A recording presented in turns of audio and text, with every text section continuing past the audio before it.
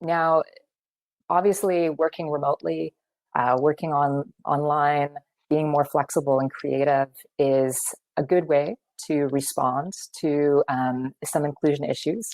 But considering that people with disabilities, like all people, are diverse, they are not homogenous, they have different needs, um, and um, and they experience the world and this particular situation in various different ways. Um, how, in response to this, how do you think that COVID-19 has shifted our understanding of employment and social equity or inequity? What strategies do you think we could adopt to mitigate this inequity? So first of all, thank you, Beth, for those very good questions. I'm going to unpack them a little bit. We're going to talk a little bit about social equity first, then employment, then we'll talk about strategies to mitigate. And you know, if you want to follow up on something, feel free, and I'll try to make sure we cover what we want to cover in the time that we have. So here's an interesting thought. We have a scenario, if you will, a thought experiment that's unfolding in front of us right now, that we're all a part of. And it goes something like this. At the beginning of the pandemic, when country after country declared lockdown measures, even if we don't call them lockdown measures, for all intents and purposes, that's what they are. We have euphemisms like shelter in place and things like this.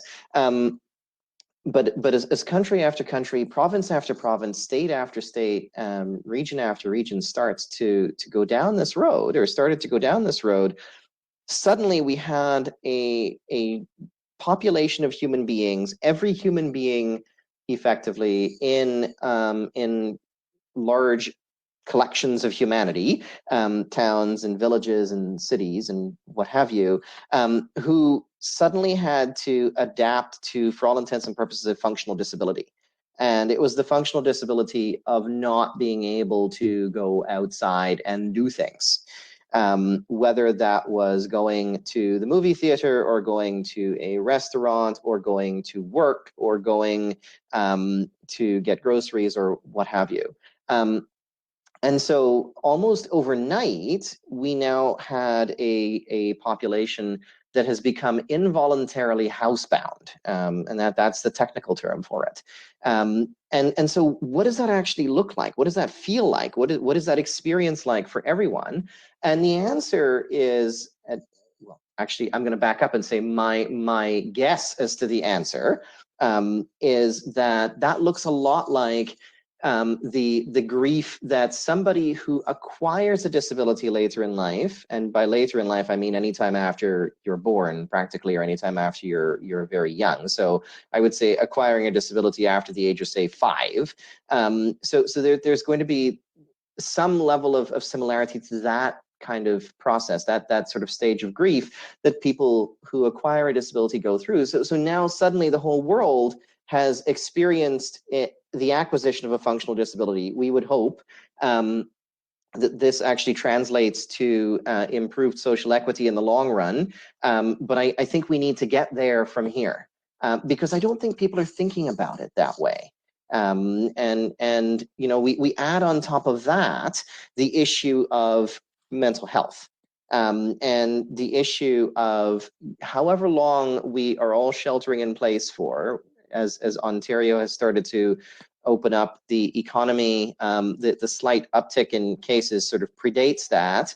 But you know, we might see greater increases over time. We might see a revisiting of some of the restrictions if things don't quite go the way that we want in terms of flattening the curve. Different people will talk about different ways the math is actually dealt with, but we won't get into that. But you know, we have, at the end of all of that, when people are able to very slowly go back into spaces that they used to populate, or that we used to populate, we're going to experience trauma and stress. We are already experiencing trauma and stress. Workplaces are very stressful places right now, particularly at the beginning of the pandemic, when people were losing their jobs left, right, and center because there was no money. there was a lot of stress that was inherent in the system, and there remains a lot of stress inherent in the system. There's also a lot of stress as people actually start to think about going back into those offices that we abandoned wholesale in March. And so at the end of all of that, does that mean that we're going to have a more equitable space in which to live? The answer is not without some level of intention. And we actually have to pay some serious attention to that. And that's a conversation starter that I think we need to have, because there's a lot of, well, things will just go back to normal. And anyone who actually studies the impact of long-term stresses on individuals or populations will tell you that there is no such thing as going back to normal. And now the entire planet is going to go through that over the next months or years. So that's sort of the social equity piece. With respect to employment equity, I think James and Alfred made some very cogent points earlier, and very good points. But here's the thing that I'm going to drop on the table for everyone to think about. I think it came through in the chat. Pam mentioned it. Not everybody is the same.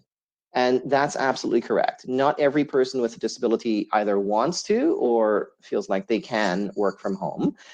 Also, not everybody has access to the right technology. And also not everybody is competent enough to use the technology at the space and pace that we almost have to be able to use it today. And that's no fault on any human being. It's the fact that, as I said, we abandoned our offices. Right? Overnight, we went from, okay, I'm going to work tomorrow to actually, no, I'm working from home for the foreseeable future. And what do I actually have with me? I have my cell phone. I work from home. I'm a remote worker. I've worked from home for 2 years. Every so often, my bosses try to tell me I need to show up in CNIB's head office in Midtown Toronto a little bit more frequently than I do. I have to say, it's great not to have to take a 2.5-hour train ride into the city of Toronto once or twice a week, right? That's been very enjoyable. Yes.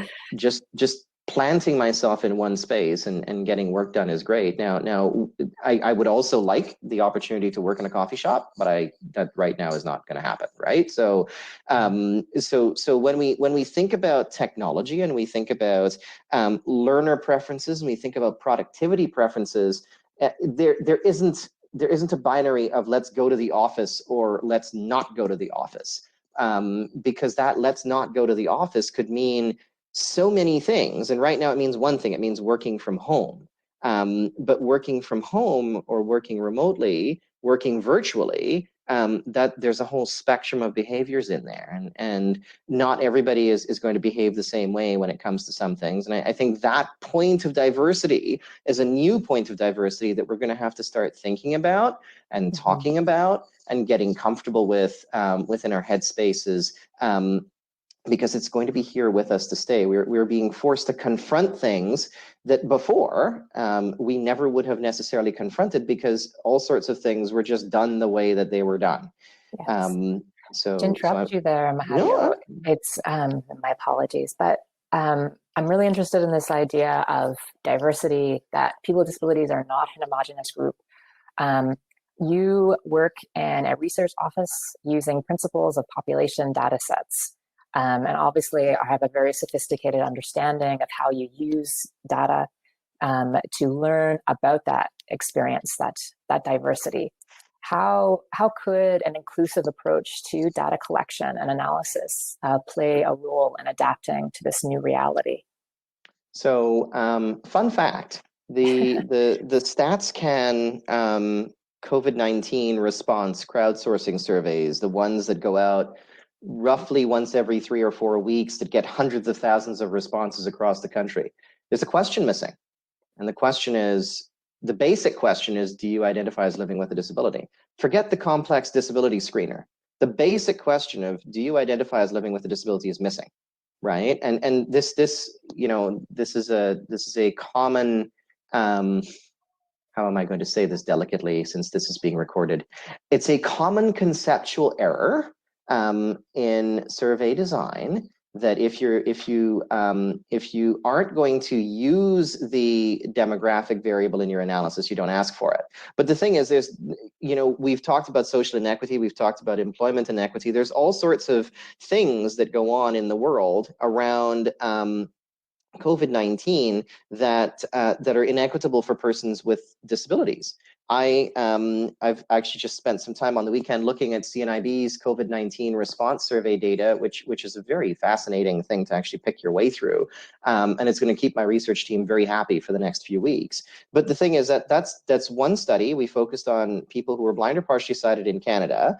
It was cloned off of a similar study done by some of our collaborators in the United States, but it's qualitatively different from about 6 or 7 other COVID-19 response surveys that I was aware of. And only one of those 6 or 7 was I actually invited to talk to them about. And that one actually hasn't gone into the field as yet, and that conversation is this afternoon, and I only got the notice yesterday. So the challenge is that when we talk about inclusive data collection, inclusive analysis, we also have the issue of how fragmented is our measurement system right now. And are we so fragmented that we aren't aware of all of our potential friends who are asking the questions that we want to be asking? The saying, what gets measured gets done. It's so true. But there's a few corollaries to that statement, what gets measured gets done, right? And it comes back to the question of what should we do about all of this? And Beth, tell me when you have to cut me off my soapbox. But when we think about what we're measuring, if we're not asking the right questions, the inclusive questions, if we don't know how to do that, then we're not going to get the right data. If we don't get the right data, we're not going to make the right choices. I'll give you an illustrative example in 30 seconds. One of the first surveys that we did when I took over CNIB's research department was we asked a question about transportation. And we said, how many of you have access to transportation? And the answer is 75% of people who are blind or partially sighted, who are clients of CNIB, have access to transportation. I will cheerfully admit that was the wrong question. The question shouldn't have been, do you have access to transportation? The question should have been, do you have access to on-demand transportation?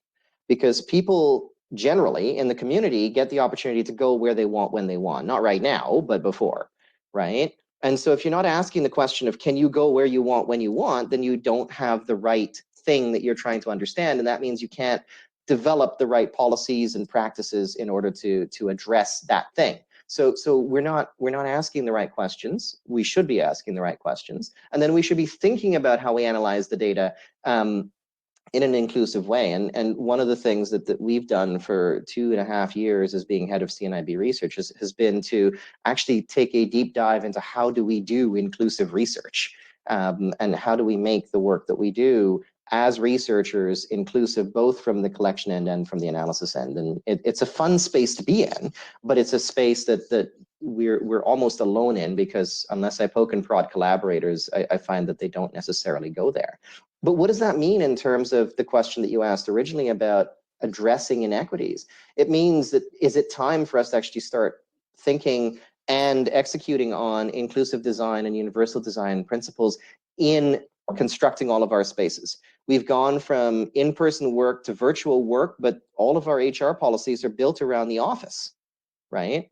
It's time to rebuild the HR policies. Can we rebuild them from an inclusive design and universal design perspective? That's what we need to be doing going forward.